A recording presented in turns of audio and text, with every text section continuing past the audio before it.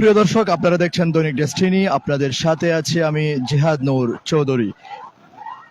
আমরা আপনাদেরকে প্রতি সকাল থেকে দেখানোর চেষ্টা করেছি ঢাকার যে শিল্পনগরী খ্যাত তেজগাঁও, সেই তেজগাঁওয়ের যে প্রধান সড়ক, মহাখালীগামী, বনানীগামী, এয়ারপোর্টগামী যে প্রধান সড়ক, সেই প্রধান সড়ক কিন্তু 5 ঘন্টা ধরে অবরুদ্ধ অবস্থায় আছে। এখানে কিন্তু হাজারো গাড়ি 5 ঘন্টা ধরে কিন্তু অবরুদ্ধ অবস্থায় রাস্তায় পড়ে আছে। অনেক গাড়িতে আমরা দেখতে পাচ্ছি ড্রাইভার নেই, হেল্পার নেই। তারা অতিরিক্ত গরমের কারণে গাড়িতে আর অবস্থান করতে না পেরে তারা বিভিন্ন জায়গায় অবস্থান নিয়েছে। বিভিন্ন জায়গায় অবস্থান নিয়ে তারা ছায়ার জন্য গাড়ি ফেলে গাছের নিচে অবস্থান নিয়েছে কিংবা দোকানের নিচে অবস্থান নিয়েছে। কারণ দীর্ঘ 5 ঘন্টা ধরে আমরা দেখতে পাচ্ছি যে এই তেজগাঁও মহাসড়কটি কিন্তু 7 রাস্তার মোড়ে অবরোধ করে রাখার কারণে কোনো অবস্থাতে কিন্তু গাড়ি নড়াচড়া করার পর্যন্ত কোনো সুযোগ এখানে পাচ্ছে না। তো সুযোগ না পাওয়ার কারণে কিন্তু যেই গাড়িটি যে অবস্থায় আছে ঠিক সেই অবস্থায় কিন্তু রাস্তায় এক প্রকারের অবরুদ্ধ অবস্থায় কিন্তু দাঁড়িয়ে আছে এবং বসে আছে। পরবর্তীতে আমরা দেখেছি যে গাড়ির যে ড্রাইভার কিংবা হেল্পাররা তারা অতিরিক্ত গরমের কারণে আর গাড়িতে অবস্থান করতে না পেরে পরবর্তীতে তারা বিভিন্ন শেডে গিয়ে অবস্থান নিয়েছে, গাছের নিচে গিয়ে, চায়ের দোকানে গিয়ে বিভিন্ন জায়গায় অবস্থান নেওয়ার ফলে আমরা এখানে অনেকগুলো গাড়ি আপনাদেরকে যদি একটু দেখানোর চেষ্টা করি, কোনো ধরনের যাত্রীও নেই, ড্রাইভার হেল্পার কিন্তু কেউ নেই। আপনারা যদি একটু দেখানোর চেষ্টা করি এখানে কিন্তু কোনো যাত্রী নেই। যাত্রীরা কিন্তু অনেকক্ষণ অপেক্ষা করতে করতে পরবর্তীতে কিন্তু তারা কিন্তু গাড়ি ছেড়ে চলে গিয়েছেন, গাড়ি আর থাকতে পারেননি। যার ফলে এখানে মানে কোনো গাড়িতে, যেহেতু অতিরিক্ত গরম পড়ছে, গরমের তীব্র তাপে কিন্তু এখানে কেউ বসে থাকার মতো কোনো অবস্থা ছিল না। যার ফলে তারা কিন্তু গাড়ি থেকে নেমে বিভিন্ন জায়গায় একটু স্বস্তির জন্য, একটু শান্তির জন্য কিন্তু অবস্থান নিয়েছে। এবং বিভিন্ন এখানে আপনারা দেখতে পাচ্ছেন যে গাড়িতে বসার অবস্থা না থাকায় ড্রাইভার, আমাদের হেল্পাররা কিন্তু এখানে 6 ঘন্টা ধরে বসে আছে সেটা কিন্তু বলছেন। আমরা যদি একটু কথা বলার চেষ্টা করি, আপনার গাড়ি কোনটা? আচ্ছা, আপনি কোথায় যাচ্ছিলেন, কি নিয়ে যাচ্ছিলেন? আমি যাব পুরান ঢাকা। এই কাপড় ওয়াশ করার মাল নিয়ে আমি পুরান ঢাকা যাব। 6 ঘন্টা ধরে আমি বসে রয়েছি এখানে না খাইয়া। ঠিক আছে, আমাদেরকে কে দেখে? আমাদেরকে দেখার কেউ নাই এখানে। প্রিয় দর্শক, যেটি বলছিলেন যে এই গাড়িটির ড্রাইভার কিন্তু উনি, অতিরিক্ত গরমের কারণে গাড়ির ভিতরে বসে থাকাটা কোনোভাবে সম্ভব হচ্ছে না, ফলে বের হয়ে রাস্তার ধারে কিন্তু ওনারা বসেছেন। এখানে এইরকম ড্রাইভার হেল্পার অসংখ্য মানুষকে কিন্তু আমরা দেখতে পাচ্ছি এখানে। যেহেতু দীর্ঘ 5 থেকে 6 ঘন্টা ধরে কিন্তু তারা অবরুদ্ধ অবস্থায় আছে, এমন একটা পরিস্থিতির সৃষ্টি হয়েছে গাড়িটি ব্যাক করে ফিরিয়ে যে নিয়ে যাবে এই পরিস্থিতিও কিন্তু নেই। কারণ আমরা যতটুকু চোখ যায়, আপনাদেরকে যদি একটু দেখানোর চেষ্টা করি, এখানে কিন্তু গাড়ির একেবারে লম্বা লাইন, যেটি আমার চোখ যতটুকু যাচ্ছে একেবারে বনানী পার হয়ে এয়ারপোর্ট রোড পর্যন্ত কিন্তু এই অবরুদ্ধ অবস্থায় যে তীব্র যানজট সৃষ্টি হয়েছে, সেই তীব্র যানজট কিন্তু ওই পর্যন্ত গিয়ে দাঁড়িয়েছে। যার ফলে ড্রাইভার এবং হেল্পাররা এক প্রকারের অসহায়ের মতো জীবনযাপন করছে। কেউ রাস্তায় বসে আছে। প্রিয় দর্শক, আপনারা দেখতেই পাচ্ছেন অনেকে কিন্তু গাড়িতে অতিরিক্ত গরমের কারণে আর বসতে না পেরে রাস্তায় নেমে এসেছে, রাস্তায় বসে সময় কাটাচ্ছে। গাড়িটি যে ব্যাক করে নিয়ে যাবে পিছনের দিকে, সেই অবস্থাও কিন্তু নেই।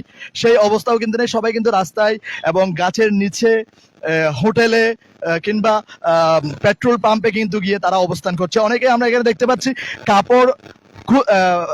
কাপড় খুলে কিন্তু তারা রাস্তার মধ্যে অবস্থান করছে গরমের অতিরিক্ত তাপের কারণে।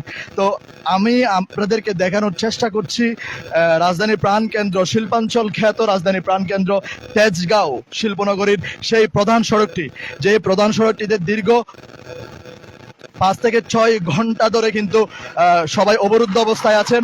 সকল গাড়ি কিন্তু এখানে এক প্রকারের অবরুদ্ধ অবস্থায় দাঁড়িয়ে আছে, স্থির অবস্থায় দাঁড়িয়ে আছে। এক প্রকারের এই প্রাণচঞ্চল প্রধান সড়কটি কিন্তু এভাবে থাকলে জনভোগান্তি কি পরিমাণের পর্যায়ে পৌঁছায় এটা অবশ্যই আপনারা বুঝতে পারছেন, এবং আপনাদেরকে আমি সেই জনভোগান্তি কিন্তু দেখানোর চেষ্টা করছি। প্রিয় দর্শক, আমি কিন্তু প্রায় 3 থেকে 4 মিনিট হেঁটে মহাকালী অভিমুখে কিন্তু আমি যাচ্ছি। যতটুকুই যাচ্ছি কিন্তু এখানে তীব্র যানজট এবং মানুষের অস্থির একটা সময় কাটছে, আমরা সেটা কিন্তু আপনাদেরকে দেখানোর চেষ্টা করছি। এবং বিভিন্ন যে গণপরিবহনগুলো ছিল, যে সাধারণ যাত্রীদের যে গণপরিবহনগুলো ছিল, সেই গণপরিবহনে কিন্তু যাত্রীরা কিন্তু আর অবস্থান করতে পারেনি, কারণ অতিরিক্ত যানজটের কারণে এবং অতিরিক্ত তীব্র গরমের কারণে 5 ঘন্টা ধরে তারা আর বসে থাকতে পারেনি, যার ফলে তারা সবাই গাড়ি থেকে নেমে কিন্তু পায়ে হেঁটে, আপনাদেরকে যদি আমি একটু দেখানোর চেষ্টা করি, পায়ে হেঁটে কিন্তু সবাই গাড়ি থেকে নেমে পায়ে হেঁটে তাদের নিজ গন্তব্যে যাওয়ার চেষ্টা কিন্তু করছে। যেহেতু এক জায়গায় 6 ঘন্টা ধরে অবরুদ্ধ, যার ফলে কোনো অবস্থাতেই তারা আর সময় নষ্ট করে বা এই পরিস্থিতিতে থাকাটা সম্ভব হচ্ছিল না বলে তারা কিন্তু তাদের গণপরিবহন থেকে নেমে রাস্তায় পায়ে হেঁটে কিন্তু তারা তাদের গন্তব্যে যাচ্ছে। কিন্তু দুর্ভাগ্যজনক হলেও সত্য যে যেগুলো ব্যক্তি মালিকানাধীন গাড়ি আমরা যেগুলো দেখতে পাচ্ছি, এই গাড়িগুলো কিন্তু একেবারে স্থবির অবস্থায় পড়ে আছে, অবরুদ্ধ অবস্থায় দীর্ঘ 5 ঘন্টা ধরে। আমরা এখানে দেখতে পাচ্ছি মানে ড্রাইভিং সিটে যে ড্রাইভার বসে থাকবে এই অবস্থা কিন্তু নাই, এই অবস্থা কিন্তু নাই। আমরা যদি একটু কথা বলার চেষ্টা করি, আমরা যদি একটু কথা বলার চেষ্টা করি, আপনি কোথায় যেতে যাচ্ছেন? যাচ্ছিলাম এই যে বুক কাটা ভাই, এই বসে আছে 2.5 ঘন্টা থেকে গাড়ি বসে ভাই, কোথেকে যাবো, কোথাও যেতে পারছি না।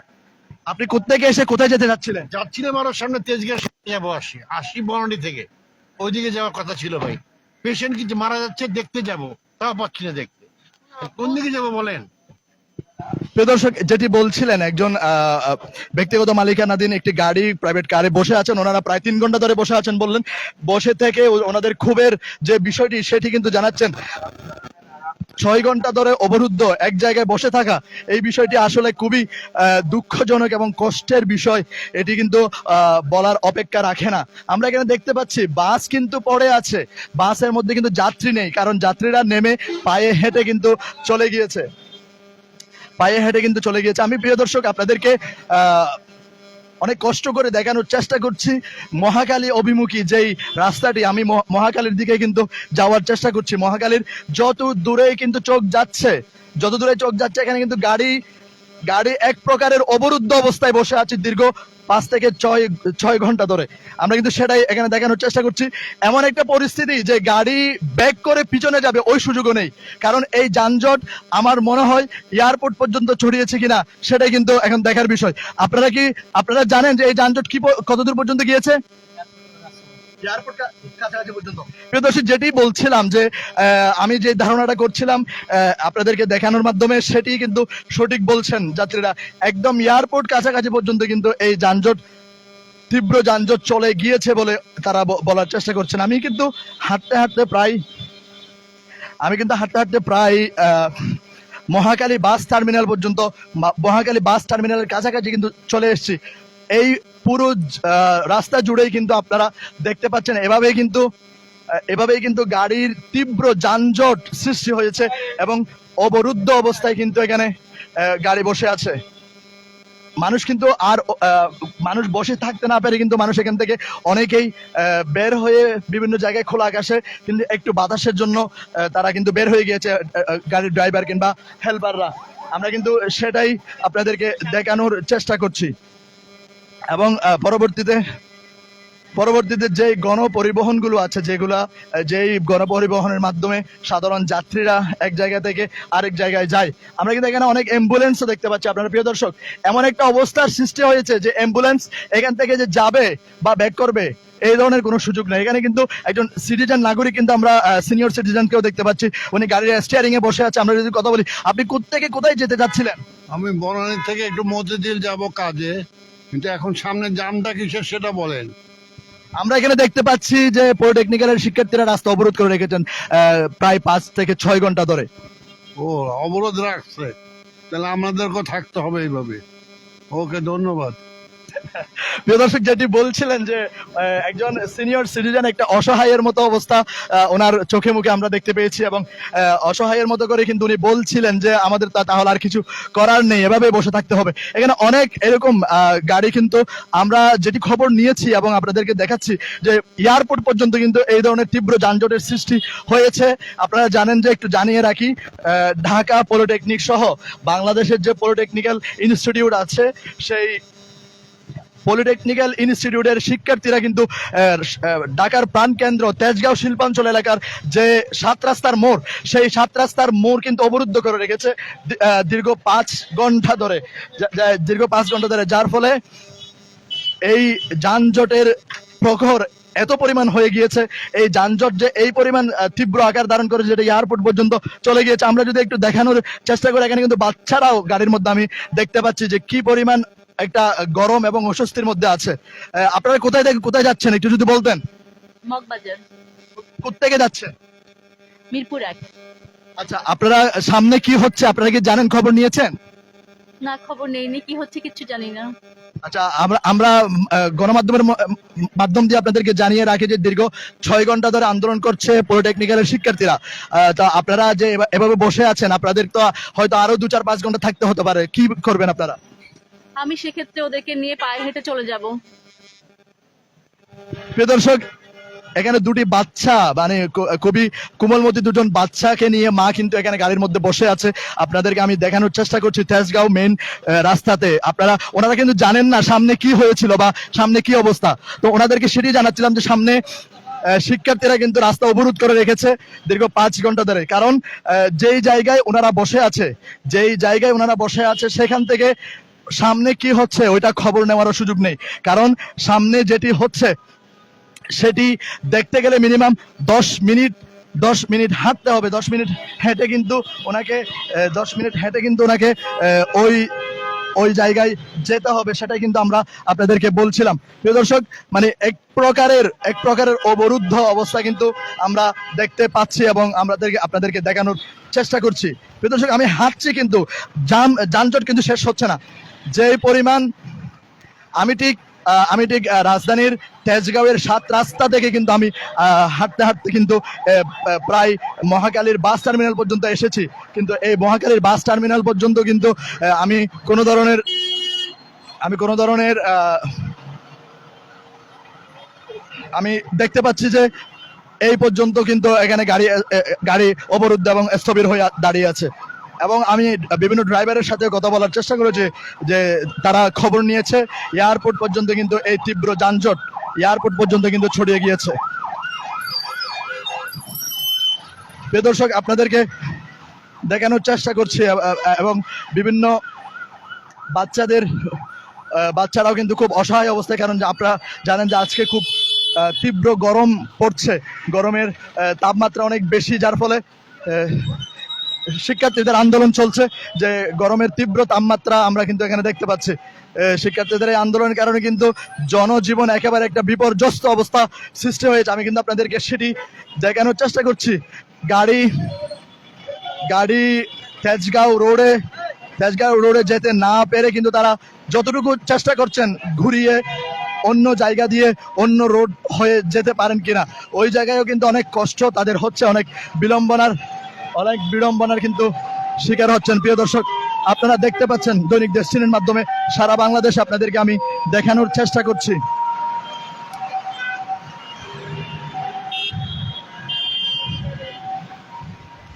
প্রিয় দর্শক, এভাবে যত দূর চোখ যাচ্ছে আমিও হাঁটছি, আপনাদেরকে দেখানোর জন্য আমি হাঁটছি যে কত দূর যাওয়া যায়।